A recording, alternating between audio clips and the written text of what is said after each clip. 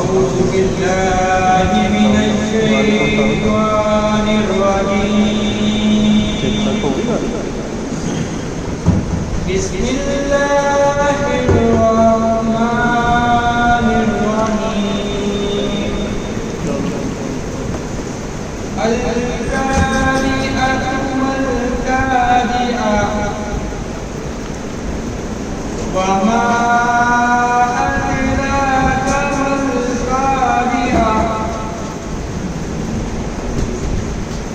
يوم يكون الناس كالفراش المبثوث وتكون الجبال كالعهن المنفوش فأما من ثقلت موازينه